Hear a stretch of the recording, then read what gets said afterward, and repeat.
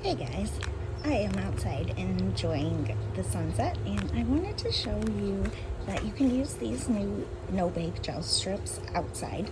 So because they don't cure under the UV light, you are able to do your manicures outside in the sunshine and nice weather that we have right now. So I'm totally enjoying it. But the first step, always going to use that alcohol pad and make sure you're cleaning all the sides. And then I'm going to check for size in here. I think I'm about there.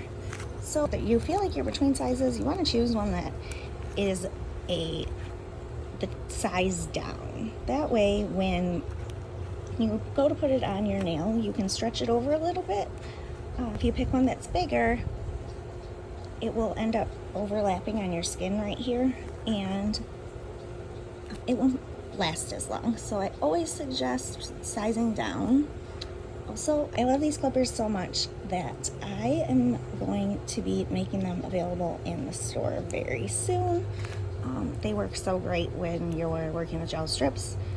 All you have to do is pull out the extra strip, and they have a super wide mouth, so I like them a lot. But so now that the strip's on, I just like to go around the edges and give it a little push from each way, making sure it's all the way down, and nice file around these corners. You can really shape these into however you want, but there you are. Hit that subscribe button because I'll be back with much more soon.